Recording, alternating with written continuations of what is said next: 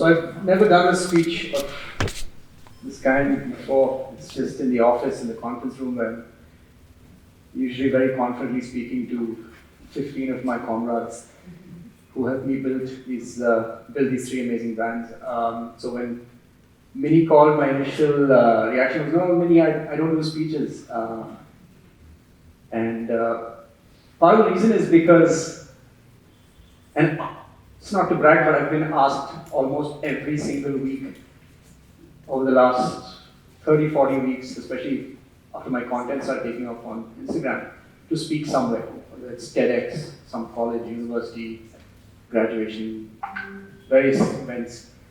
Never really did it because, so I told Mini because I feel like an imposter, and Shaiju asked me this before when we were chatting as well. He was like, oh, so you've done these events, so this must be a routine for you. I was like, no, I've never done this. And he was like, what do you mean, like investors and pitching? And I was like, no, we don't have any investors.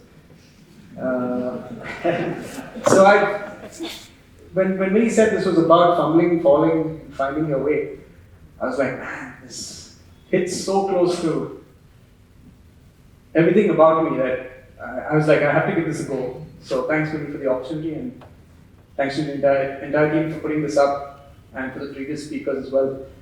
Learned a lot from you guys. So, firstly, hi, good evening everyone. I'm A.P. Gupta, the co-founder of these three brands, Pizza Bakery, Panini, and recently, my favorite baby, Smash Guys. We now operate at a 200 crore annual revenue run rate, but tonight, clearly, isn't about numbers. It's about the inner journey, the invisible part of entrepreneurship that no one posts about. The journey that built it was messy, confusing, humbling, and full of moments where success didn't really feel like success at all. In the context of business, let's pause for a moment and ask, what is success? Would anyone like to define that in the context of business? I mean, in life, maybe enlightenment, meditating, or finding your true self. But in the context of business, does anyone want to just, you could shout out answers? Making profit scale. Exactly. I mean, that's one. I mean, there's no right answer, but that's what I think. Anything else? At least reach where you plan to reach. That's success. Yeah, setting goals, getting to those goals, and making plans to get there. Impact. I love that. Yeah, exactly. You want your presence to be felt, right? Like in your community, in your family, your friends. You want to stand out. So yeah, these are sort of different flavors of success, and I didn't have anything more profound than that.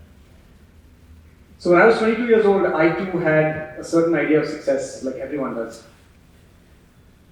I knew what success would look like from the outside. I knew I wanted to build something, sell it, make a lot of money, and become known for it, impact.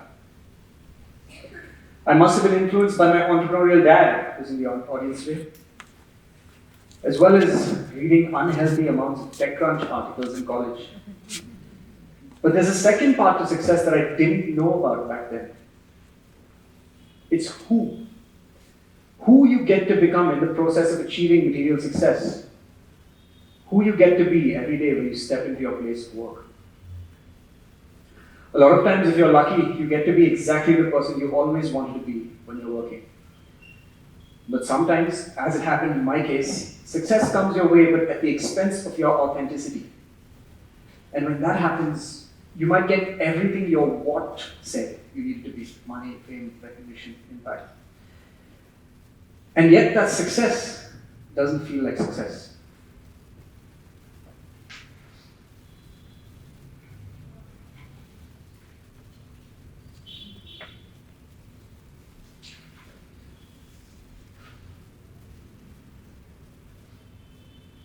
That first part, what, is what most people see. And that's what I saw as well. But my last decade in entrepreneurship taught me that without the second aspect of success, the who, you won't be able to enjoy or be fulfilled by all the material accumulation and applause. This what and who conundrum played a huge role in my career, leading to doubt, an identity crisis, imposter syndrome. This is what I'll be talking about openly with you all today. I've never shared these things before.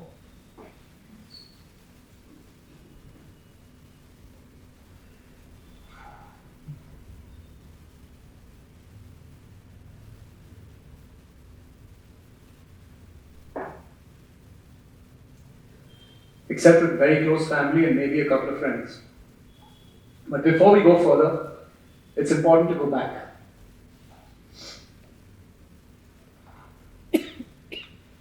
I was born in a family where my father was a risk taker in business.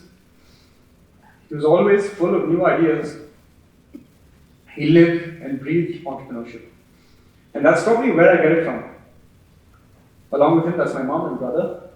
A lot more about them coming up. Right from school, I had been a leader, and into my 20s, I was a performer. I always dreamt very big. I wasn't afraid of bold choices or being in the front line, much like my dad. On the other hand, my mom and brother were safety fiends, advising me constantly and cautiously.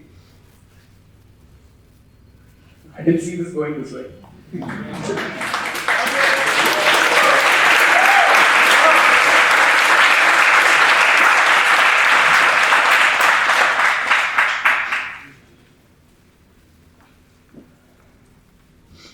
Advising me constantly and cautiously to be careful.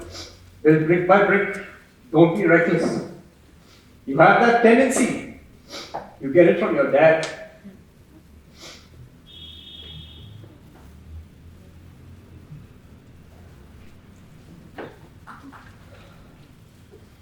I wanted to prove them wrong.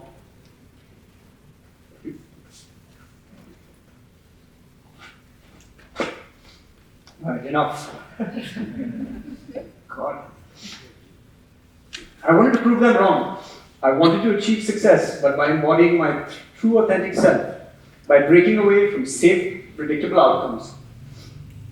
Growing up, I saw my dad dream big. He never played small, he went after bold ideas.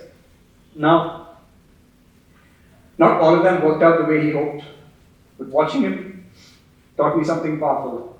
Playing safe doesn't build extraordinary outcomes. And somewhere in that, I realized I wanted to dream big, but also execute in a way where those dreams become a reality. I wanted to show the world and myself that you can be ambitious without being reckless. My first attempt at entrepreneurship was a tech startup. We raised some money, got into an accelerator program, hustled for a year and a half, but I was naive and inexperienced. Thank you. Hopefully not needed.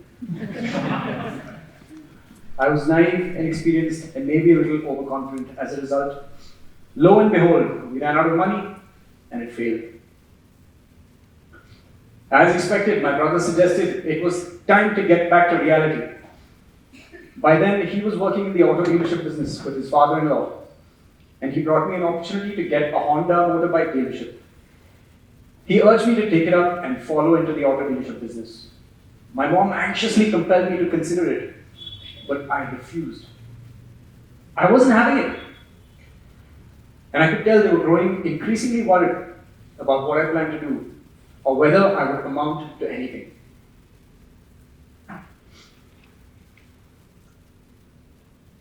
I refused because I just, sorry.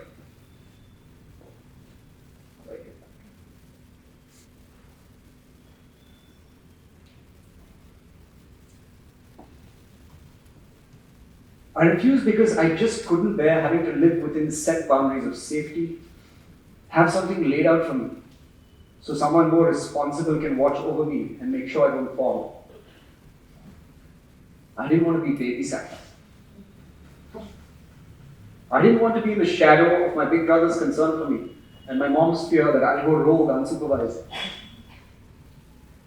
Objectively, the bike dealership was a great proposition. It was low risk, it would have earned good money.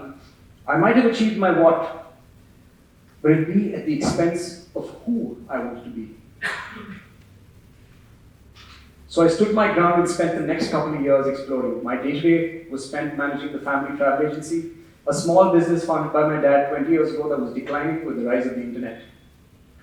I was also stung by the failure of my tech startup and naturally became more realistic. I started tempering my ambition.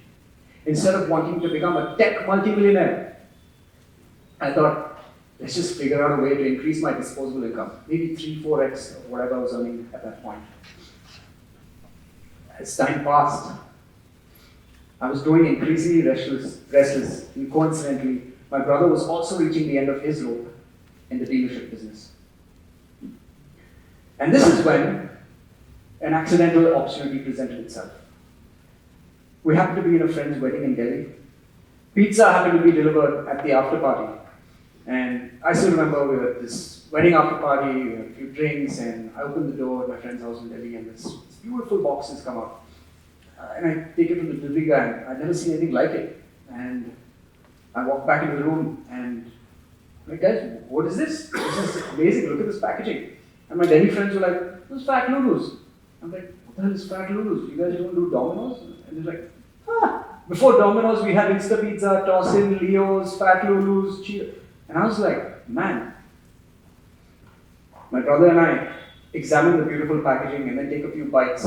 We looked at each other and we were immediately like, damn, why doesn't Bangalore have something like this?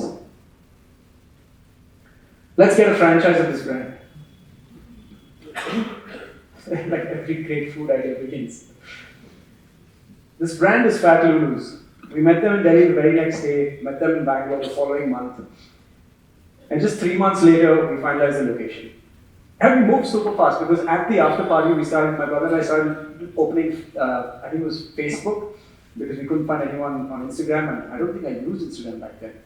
And we found, we DM'd the founder at 1 a.m. He replied at, I think, 1:30 in the morning. He's like, let's meet tomorrow morning.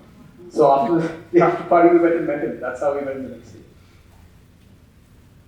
This whole time, my brother and I had no clear discussion of going into business together.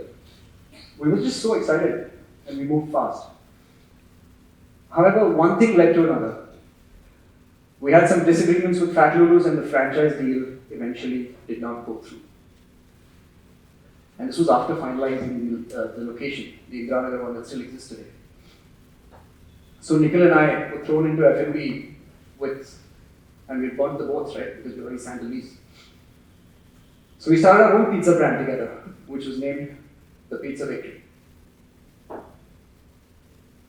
But wait, the dreaded family dogma I was trying to get away from was back again.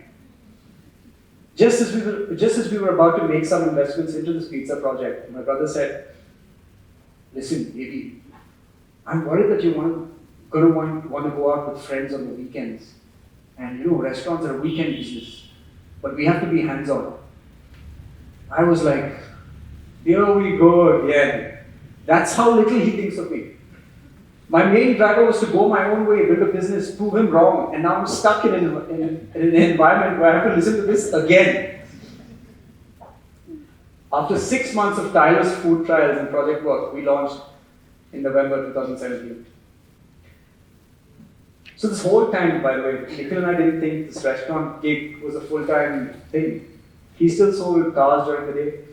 He worked with his father-in-law and me, air tickets. I was still in the family business, selling people on honeymoons and cruises. And the second half of the day and into the night is when we focused on the pizza bakery, because it was predominantly an evening-led business. We just saw this project as a tool for more disposable income. Or so we thought, because something happened. We started setting out. Long lines of customers waiting. Money rolled in, profits. Very quickly, each of us were making more than what we were making in our day jobs. Wait, what? Success wasn't supposed to happen this way. So we opened more outlets. More customers were waiting in line. The pizza bakery was a runaway hit. We were doing numbers beyond what we thought possible. I mean, this was supposed to be a side project. And I was like, what? When I set out to make $1 million in my tech startup, I was left with zero. And now when I do a side project, it's giving me more than I thought possible. As the first few years in business rolled by, it was like hockey stick growth. One outlet, two outlet, three, four, five. COVID launched it into the stratosphere. There was even bigger growth then.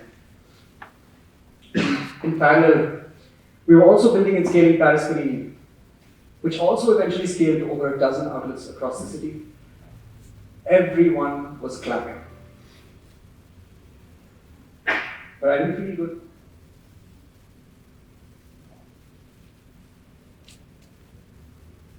I felt like I lucked out. I felt like it all came too easy.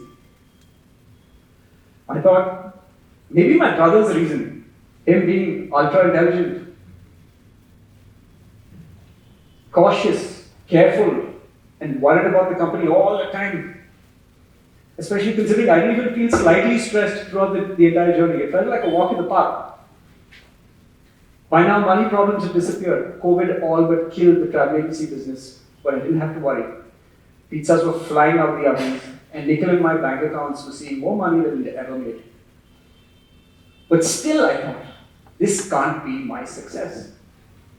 I had literally quashed my own personality in so many aspects to make my brother feel comfortable and for my mom not to worry. I adapted myself and my work style to suit their comfort level. So who am I? Maybe I only succeeded because I wasn't myself. Because otherwise I'd be reckless, right? Success didn't feel like success. What I didn't realize then is that there was a discrepancy with my deep-rooted IOS, idea of success, that I hadn't addressed. In essence, I'd achieved the what of my success, money, recognition. But my who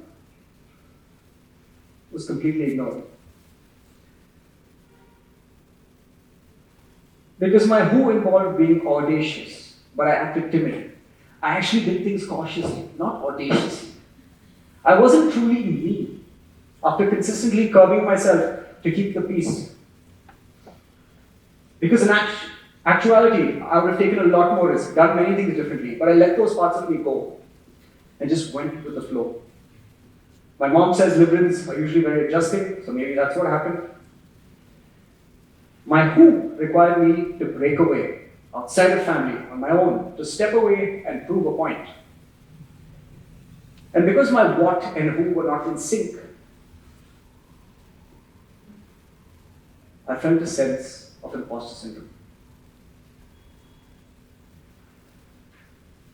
I thought I have this success, but I have it not being myself, so it must not be mine. I felt like a sheep in wolf's clothing. I remember this one day, my brother, mom, and I were sitting down at home. I wasn't happy at work. Despite the financial and material success, I felt like I wanted to do things differently, but didn't know how. I just spent so long appeasing others and adjusting my personalities to not disturb the peace that I felt like I'd lost my flair. That evening, I suddenly burst out crying, kind of like this evening. Those tears were a great release, because along with them came clarity. Not from within, but from an external voice, my mother's. My mom, who despite her fears and cautionary tales, understood me better than I did myself. She thought more highly of me than I did of myself, and empathized. She recognized the subtlety of my struggle. She understood who I wanted to be. Someone who shows up a certain way, takes bold decisions audaciously. Someone who not only isn't afraid of breaking the status quo, but also really wanted to break it, to stand out. Someone who didn't want to follow a safe, predictable path. As tears rolled down my face, she reminded me what she believed I'm capable of, and gave me the courage I had lost to go ahead and do things the way I would do them, and to not seek anyone's permission. At that moment, I needed exactly that.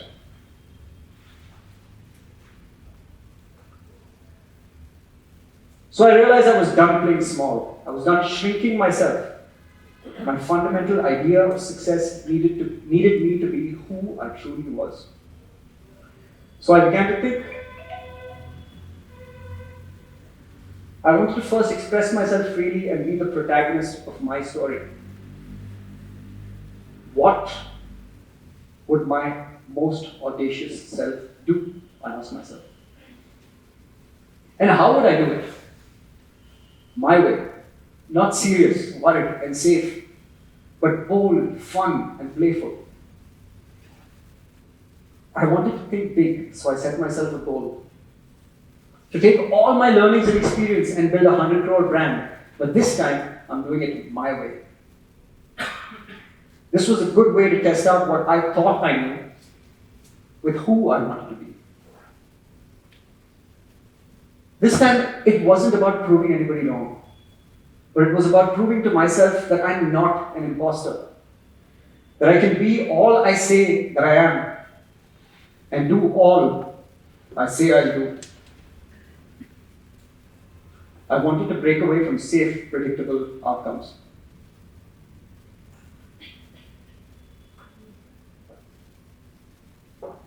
So I went online and made a big ass announcement.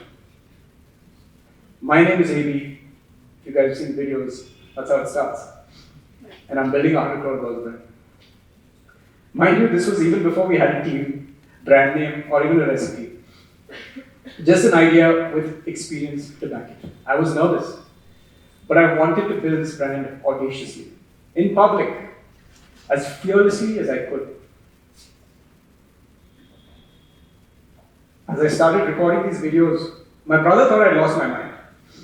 He thought these videos were a waste of time and asked, do you really want to be doing this? And he was concerned. He's not like, he was like putting me down. Like, who even watch it? But I felt like myself again. I was finally embodying my who.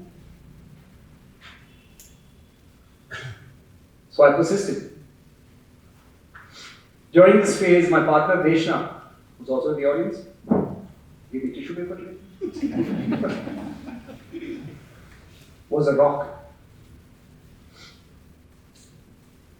And the reason I was able to be so fearless and believe in myself. Together, Deshna and I launched the Burger Project series.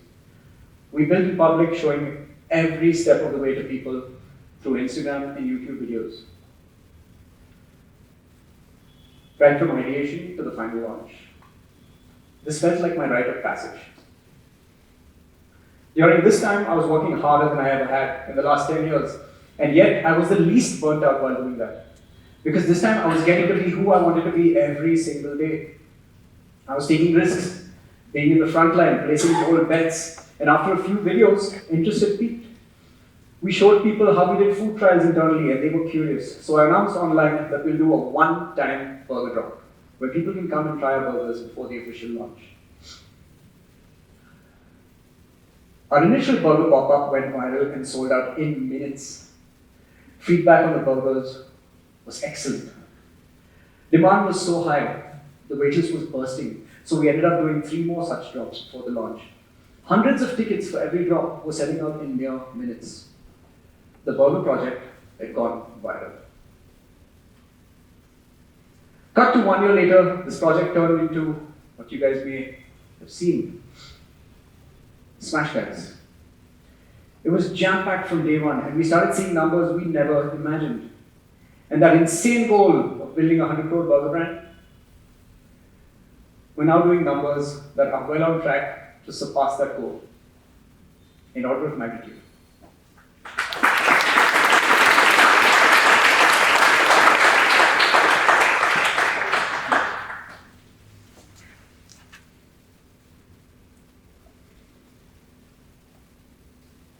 And for the first time, the success feels like success. Because now, along with my what, I also get to be the person I wanted to be every single day.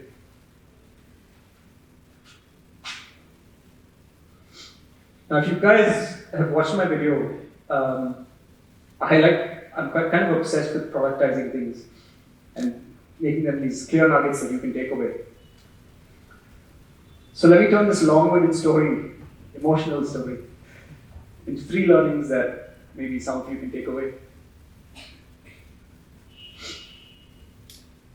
sometimes you have to feel like shit. True.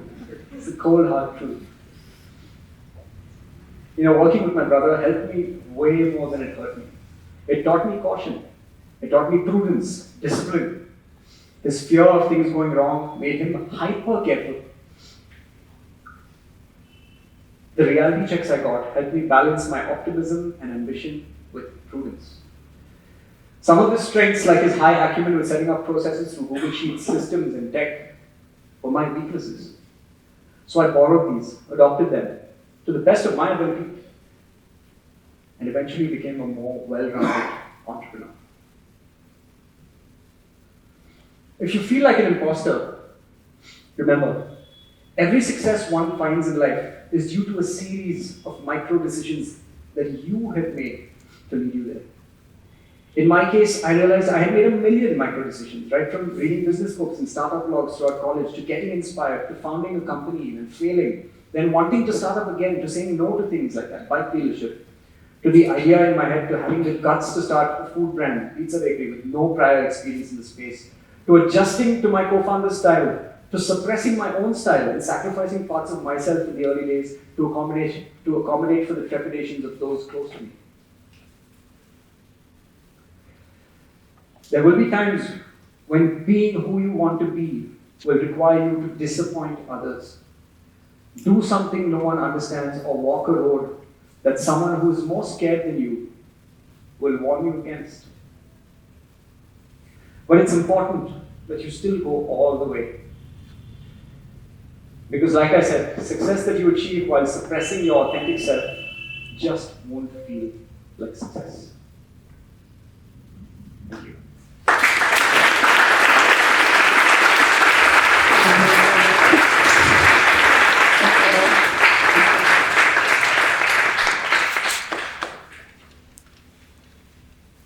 Yeah, I see a few hands in the air. What's up with you, sir?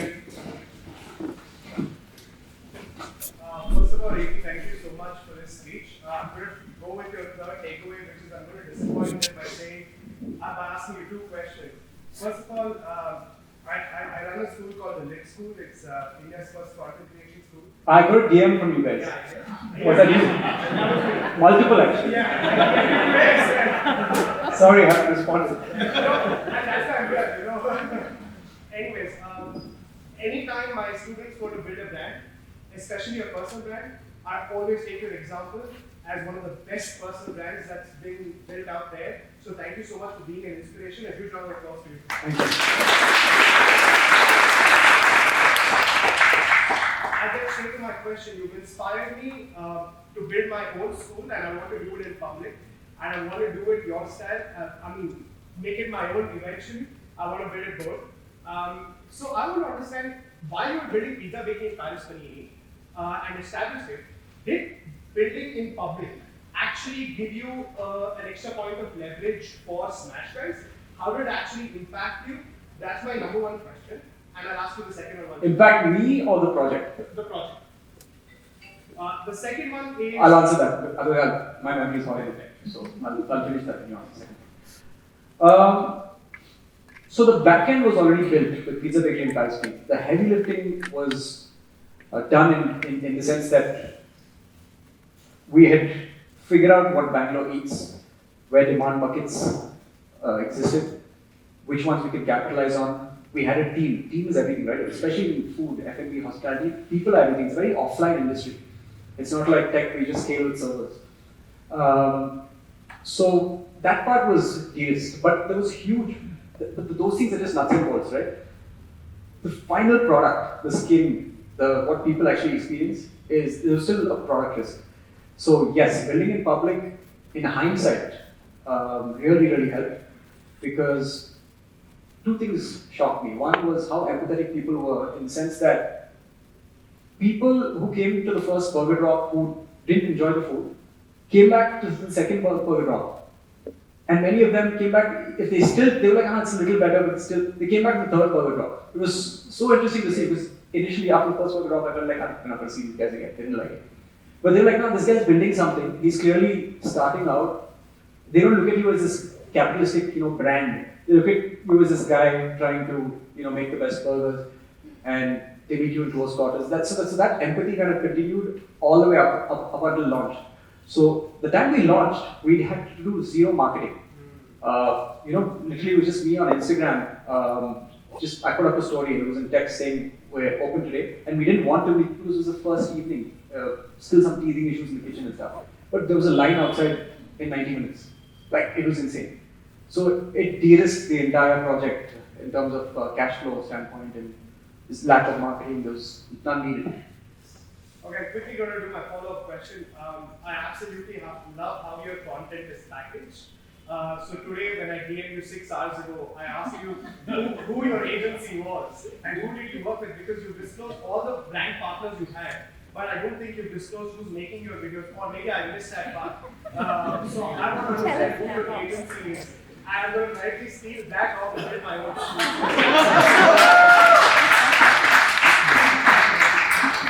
Fair enough. I was hired for an internship for 6 months. I'm not looking for the job. No, so it's actually quite crazy. So when we started off, we were putting YouTube videos out, long form, right? And there was no agency. It was basically Deshna sitting there, my partner. She was, so she was kind of, I was writing. I enjoy writing. So I was writing and I kind of obsess about how the delivery is, and I kind of spent a lot of nights doing that. And then I'd give the script to her. And then she'd be like, nobody cares about that. Nobody. So a script of about 12 pages will come down to 5, which is actually useful because attention spans on YouTube are low. So she'd trim it down. And then we had a bunch of freelancers. We worked with a couple of guys. It's not an agency. It was like a one freelancer guy who would bring in different people for each episode based on what was required. And then we had an editor. But now what you're seeing now on Instagram, credit goes to Arundhati, who's sitting there. Second row, raise your hand, Arundhati. Yeah. Again, she's not an agency. In fact, she's leaving me. So December 30th is the last day. 31st, I hope. I don't want to be worried on New Year's Eve now who's going to post mine. Anyway, so I kind of saw Arundhati's content on Instagram, DM'd her, and we had one phone conversation. And I was like, listen, I want to build my life in public, and she's like, this is the most interesting thing I've ever heard, and she started working with me. And we have one, so she kind of helps me write, and we have one freelancer sitting in Pune. His name's Atharva. Happy to connect you to him. The vlogs, Saturday Surprise Check vlogs that you see, I send him the raw footage. Arundhati, Adarsh is, he doesn't work for me. He holds my camera. But he pestered me on DMs, much like you, and he's like, you have to be, and somehow he got my mobile number, and he called me at 9 p.m. He's like, no, ABC, like, whatever you need, I'm sure you need something, like, I'll manage your emails. And I was like, oh man, this kid's not giving up.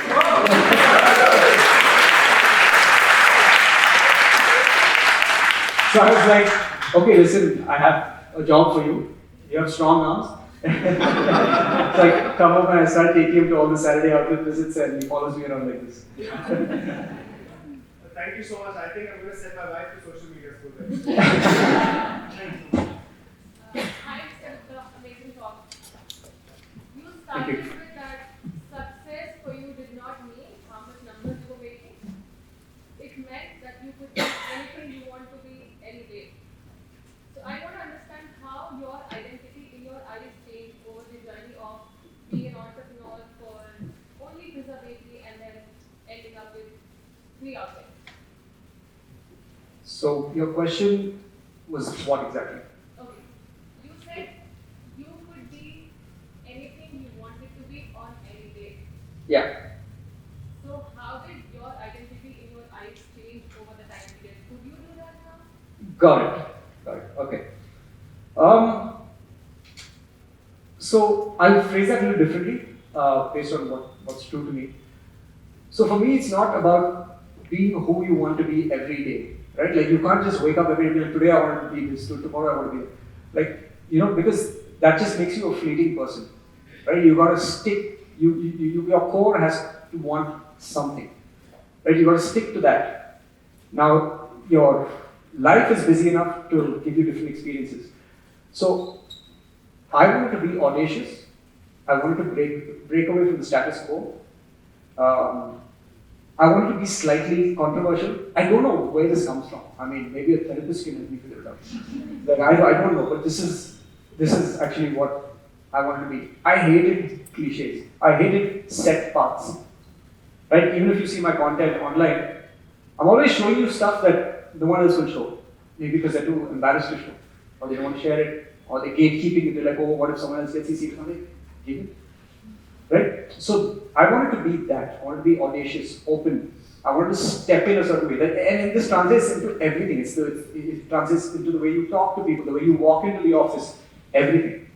Right? I wanted to be that. But when you're not being audacious, when you're not being true to yourself, you kind of shrivel up into this wrong version of yourself. So as Pizza Bakery, Paris Panini was happening, I realized that the monetary success was coming. I was getting applause, but inside I was like, but this isn't me. I wasn't able to be me. And after that breakdown happened and the conversation with my mom, my brother, family, that's when I kind of was like, that's it. Now I'm going to step in. I didn't even know what I was going to do at that point. It's not like I want to start a burger brand at that point. I was like, I'm going to do something audacious. Didn't know what it was. Just decided. And then the burger project happened after that.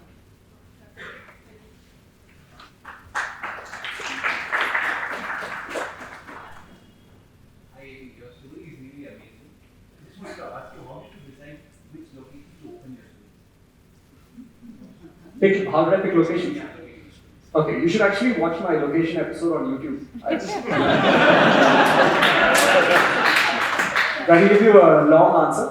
But to be honest, the main advantage is that I'm from Bangalore. I grew up in Bangalore. I was a customer in Bangalore for longer than I've been a business, right? I was a consumer of a lot of these F&B brands. So I kind of knew where people went, where young people went to eat, drink, party, go out. So Indiranagar 12th Lane was a place that I used to frequent way before I even had the idea of F&B with my brother. So before we started the pizza bakery, and this side outside the video, so this part of the video, I was like very, very sure that we should open this franchise of Fat Loads at that point. We were doing pizza bakery, right?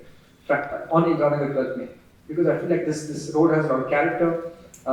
That's where we want to be. For 5 or 6 months, I walked around Indiranagar 12th Lane, like a street dog on that. I was just walking up and down, meeting different brokers, looking for what was available, and I couldn't find anything. But I was like, if we're opening on this road.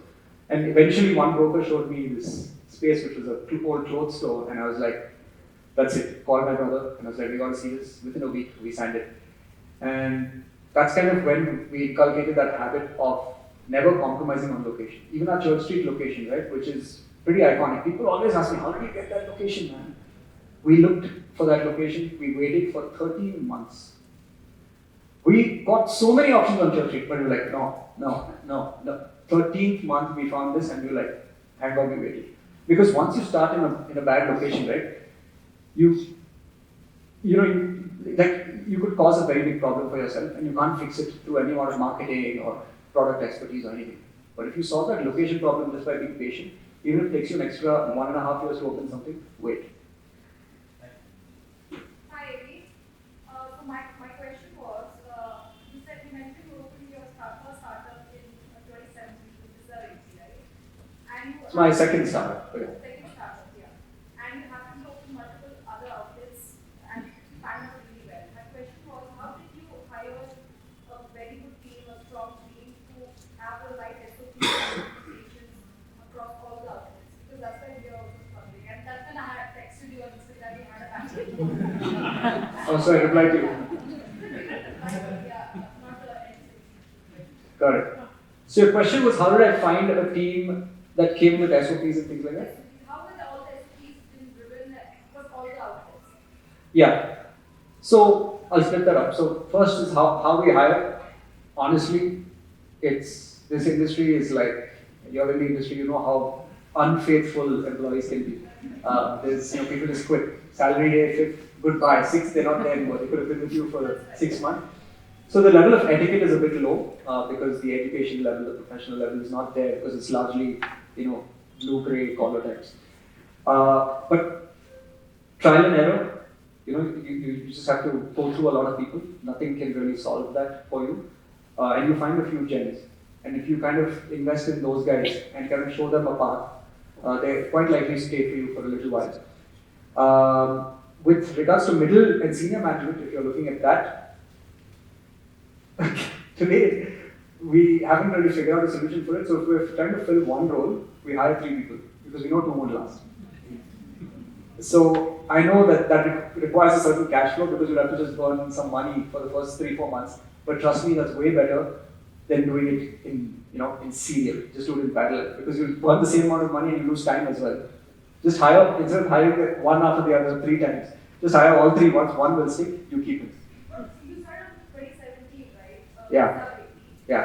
You didn't come from FMC background either. How did you manage to have good quality people? So I can't hear you. How did I manage that one? To have good quality people in the initial days of the visa waiting. We did. We had drunks, thieves. I mean, insane characters. Like we didn't have good quality people. We couldn't afford good quality people either, to be honest. I mean, this is if you assume that higher pay gives you higher quality people.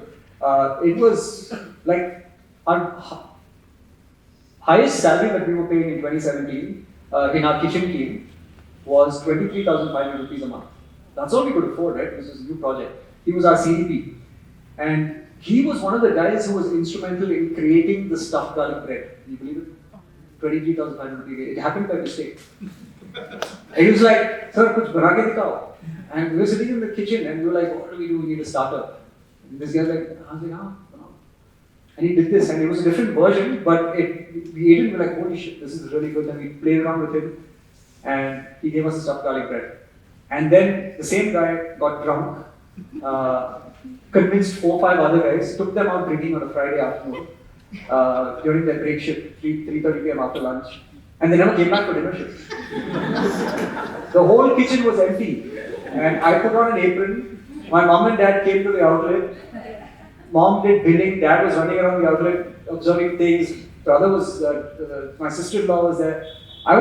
That day I was learning how to stretch pizza. I think you're the only one who's been through that because the same. No, it happens. I don't ever want to make a burger right now. I haven't had to, but scale solves a lot of the problems. But in the early days, there's no way. At that point, we were willing to pay any amount to get a better chef to replace this guy. And then we did. Then we paid 60,000 bucks to the next guy. Still remember him. Turned out to be a complete idiot. We had a HR policy because we were giving accommodation to our staff, saying no drugs, no alcohol in the staff rooms. Because these guys would go mad in the staff rooms. The good guys would get ruined, spoiled by them, influenced.